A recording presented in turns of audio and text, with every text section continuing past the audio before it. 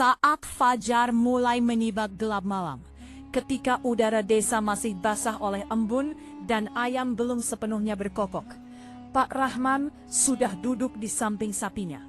Di tangannya ada sebuah ember aluminium yang sudah lama, penuh bekas goresan dan noda susu kering. Setiap pagi, pemandangan itu selalu sama.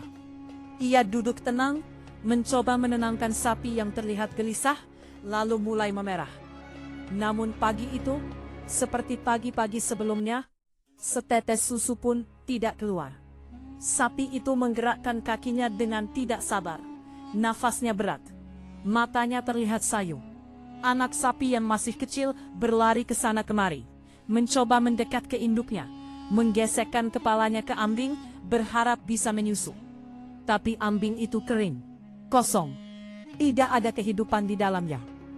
Pak Rahman menarik nafas panjang. Tangannya berhenti. Ember di depannya tetap kosong, dingin, dan sunyi. Dari pintu rumah, Ibu Rahman berdiri memperhatikan. Ia mendekat perlahan, lalu berkata dengan suara pelan namun gemetar. "Apakah ini pertanda musibah, Pak? Tidak ada rezeki susu untuk kita. Dan juga tidak untuk anak sapi itu. Setiap hari sapi ini makin kurus, makin lemah." Pak Rahman tidak menjawab.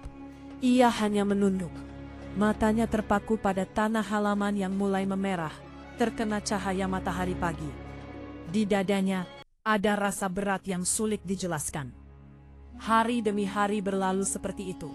Setiap pagi ember tetap kosong. Setiap sore, sapi semakin lemah. Tulang-tulangnya mulai terlihat. Nafsu makannya berkurang. Anak sapi menangis setiap malam karena kelaparan. Pak Rahman mulai diliputi kegelisahan. Siang hari saat bekerja di sawah, pikirannya melayang. Malam hari saat berbaring, matanya menatap langit-langit rumah tanpa bisa tidur. Kadang ia berpikir, mungkinkah ada orang yang mencuri susu? Kadang pikirannya berbelok, atau mungkin sapiku sakit. Ia mencoba semua cara, membersihkan kandang. Bahkan beberapa kali ia berjaga di malam hari, duduk di halaman sambil membawa senter kecil. Namun setiap malam, semua terlihat normal. Tidak ada orang, tidak ada suara, tidak ada tanda-tanda mencurigakan. Padahal, kisah sebenarnya sedang berjalan di dunia lain. Beberapa bulan sebelumnya, hari itu matahari bersinar terik. Pak Rahman sedang membajak sawahnya yang tidak terlalu luas. Tanah basah menempel di cangkul. Ia ingin menyelesaikan bagian terakhir sebelum pulang. Saat mengayunkan cangkul untuk menggali bagian ujung, tiba-tiba, plak! Cangkul itu membentur sesuatu yang keras. Pak Rahman terkejut. Sebelum ia sempat menarik kembali alatnya, seekor ular besar menggelepar keluar dari tanah. Tubuhnya menggeliat hebat. Namun hanya sesaat, karena tubuh itu telah terbelah dua. Wajah Pak Rahman langsung pucat. Jantungnya berdegup keras. "Ya Allah, apa yang telah aku lakukan?" katanya dengan suara bergetar. Ia menatap ular itu dengan rasa takut bercampur penyesalan. Tangan dan kakinya dingin. Dengan perasaan tidak enak, ia mengangkat bangkai ular itu menggunakan cangkul, lalu membuangnya ke semak-semak di luar sawah. Setelah itu, ia kembali bekerja. Ia mencoba melupakan kejadian itu. Namun Pak Rahman tidak tahu satu hal penting. Itu bukan ular biasa. Itu adalah seekor naga, ular kobra jantan. Dan di rawa yang tidak jauh dari sawah itu, tinggal pasangannya, seekor Nagini. Saat kejadian itu berlangsung, Nagini sedang keluar mencari mangsa. Senja mulai turun ketika ia kembali ke sarangnya. Namun langkahnya terhenti. Hidungnya mencium bau darah, bau yang sangat ia kenal. Di hadapannya, tubuh pasangannya tergeletak tak bernyawa. Dunia seakan runtuh. Nagini melata mendekat, ia melilit tubuh naga itu. Nafasnya bergetar. Dari tenggorokannya, keluar suara mendesis panjang. Ratapan yang penuh kesedihan. Siapa? Siapa yang melakukan ini? Ia menempelkan kepalanya ke tubuh pasangannya. Matanya menatap kosong. Lalu perlahan, di mata naga yang telah mati itu, muncul bayangan wajah seorang manusia. Wajah Pak Rahman. Api menyala di mata Nagini. Aku bersumpah, aku tidak akan membiarkanmu hidup tenang. Malam itu Pak Rahman pulang ke rumah dengan tubuh lelah dan pikiran kusut. Ibu Rahman menyuguhkan makan malam sederhana. "Kenapa wajahmu pucat sekali hari ini?" tanyanya. Pak Rahman menjawab singkat. "Ada ular di sawah. Sudah kubunuh." Ibu Rahman terkejut. Orang-orang bilang ular selalu berpasangan. Kalau sapu mati, yang lain akan membalas dendam. Pak Rahman tertawa kecil, mencoba menenangkan. "Itu cuma cerita orang dulu. Tidak ada apa-apa." Namun sejak malam itu, sesuatu berubah. Setiap malam ketika desa pasir terlelap dalam sunyi, Nagini keluar dari rawanya. Matanya merah menyala seperti bara api. Tubuhnya melata tanpa suara. Ia melewati sawah, menyusuri jalan kecil, hingga sampai di halaman rumah Pak Rahman. Ia mendekati kandang sapi. Dengan gerakan perlahan, ia melilit kaki sapi itu. Sapi gemetar hebat, nafasnya tersengal, namun tubuhnya tak bisa bergerak. Nagini menempelkan mulutnya ke ambing, lalu menghisap susu hingga habis. Setiap fajar ketika Pak Rahman memerah susu, embernya kosong. Desa mulai bergunjing. Mungkin Pak Rahman menyembunyikan susu. Mungkin dia menjualnya diam-diam ke kota. Pak Rahman hanya bisa menunduk. Ia tidak tahu harus menjelaskan apa. Suatu malam, ia berkata dalam hati, "Aku harus tahu kebenarannya." Ia duduk di dekat kandang, memaksa matanya tetap terbuka. Namun rasa lelah mengalahkannya. Dari kegelapan, Nagini muncul. Tudungnya mengembang. Ia mendekat ke arah Pak Rahman, siap menyerang. Tiba-tiba terdengar suara dari dalam rumah. "Ayah, Ibu!" Pak Rahman terbangun dan masuk ke rumah. Nagini mendesis marah.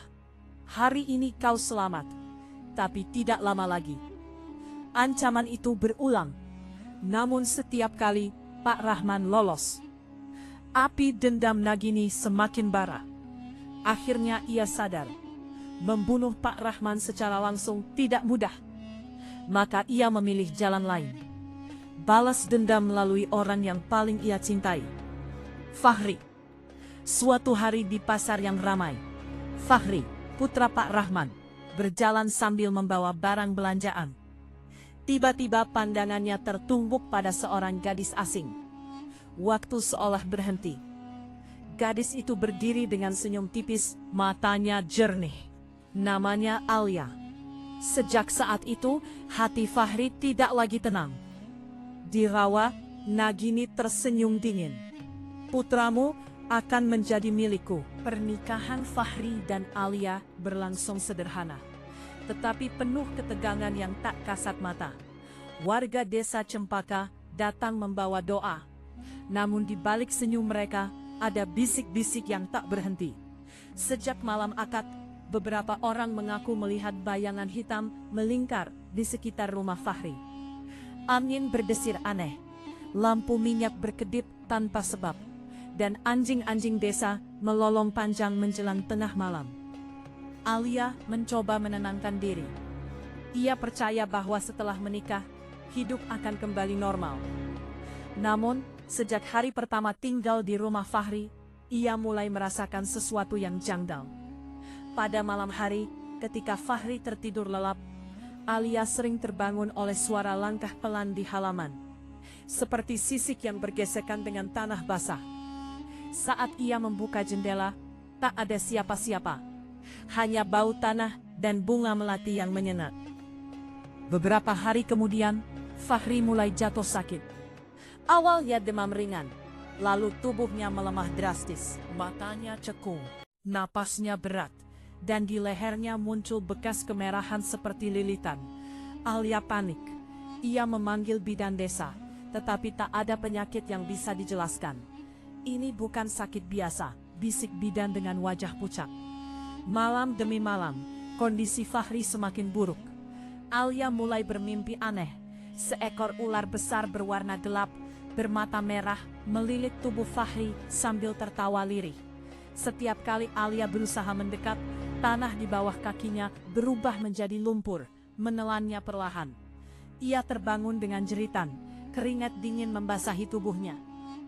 Kabar sakit Fahri sampai ke telinga Kiai Hasan, seorang ulama tua yang dikenal memiliki pengetahuan luas tentang perkara batin. Alia memberanikan diri mendatangi beliau. Kiai Hasan mendengarkan dengan saksama, lalu menghela napas panjang. Yang mengikat suamimu bukan penyakit, kata Kiai Hasan pelan. Ada janji lama yang belum diputus. Ada makhluk yang merasa dikhianati. Ia teringat cerita Fahri tentang masa lalunya di hutan dan susu misterius yang pernah ia minum. Kiai Hasan mengangguk ketika Alia menceritakan semuanya. Itu penjaga hutan jelmaan ular. Ia memberi pertolongan dengan syarat tak boleh dilanggar. Pernikahanmu telah membangunkan amarahnya, ujar Kiai Hasan.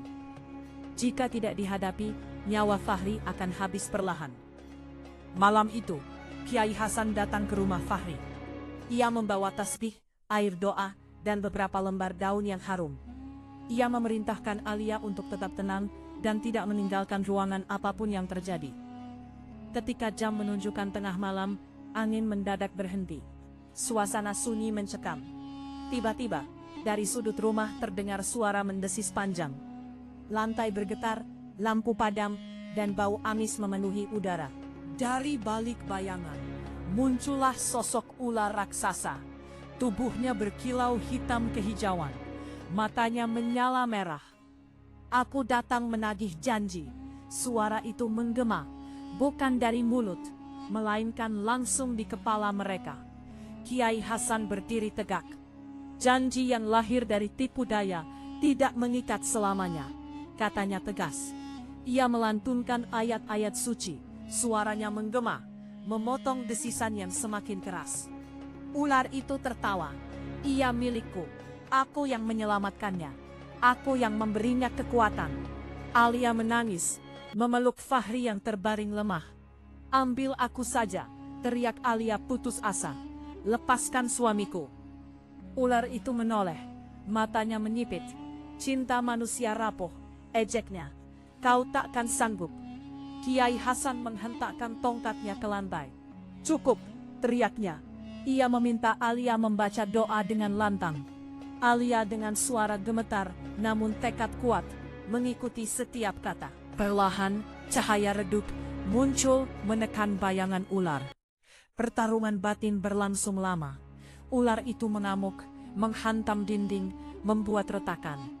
Namun bacaan doa terus mengalir, seperti aliran sungai yang tak terbendung. Tubuh ular mulai mengecil, sisiknya rontok, desisnya berubah menjadi jeritan marah. Aku tak akan kalah, raungnya. Tidak ada kekuatan di atas kehendak Tuhan, jawab Kiai Hasan.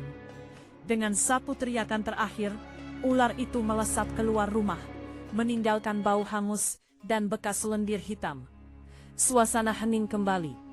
Fahri terbatuk keras, lalu napasnya mulai teratur. Warna wajahnya berangsur pulih. Keesokan paginya, kabar menyebar cepat. Hutan di pinggir desa ditemukan sunyi. Pohon besar tempat Fahri dulu berteduh, tumbang. Akarnya hangus seperti terbakar dari dalam. Warga desa menganggap itu pertanda berakhirnya teror lama. Namun cobaan belum sepenuhnya usai. Beberapa minggu kemudian, Alia jatuh sakit. Tubuhnya lemah, seolah sisa-sisa energi gelap masih melekat. Kiai Hasan kembali dipanggil. Ia melakukan ruqyah ringan dan berpesan agar Alia memperbanyak ibadah dan tidak mendekati hutan untuk sementara waktu. Perlahan, Alia pulih. Fahri, yang merasa bersalah atas semua yang terjadi, berjanji tidak akan menyentuh hal-hal terlarang lagi. Ia bekerja keras, membantu warga desa, dan sering menemani Kiai Hasan dalam kegiatan sosial. Desa Cempaka mulai hidup damai. Beberapa bulan berlalu. Pada suatu malam, Alia bermimpi lagi. Kali ini bukan ular. Ia melihat cahaya putih di tepi hutan. Lalu suara lembut berkata, "Janji telah diputus, jalanmu bersih." Alia terbangun dengan air mata lega. Tahun demi tahun berlalu. Fahri dan Alia dikaruniai seorang anak lelaki. Mereka menamainya Rizky sebagai simbol rejeki dan pelajaran hidup. Fahri sering menceritakan kepada anaknya tentang pentingnya menepati janji dan tidak tergoda oleh jalan pintas. Hutan itu tetap berdiri, tetapi tak ada lagi yang berani mencari pertolongan dengan cara gelap. Cerita tentang ular penjaga menjadi legenda, diceritakan dari generasi ke generasi sebagai peringatan. Dan Fahri tahu, setiap kali angin berdesir lembut di malam hari, itu bukan lagi desisan ancaman, melainkan pengingat bahwa keselamatan sejati datang dari iman, bukan dari perjanjian terlarang.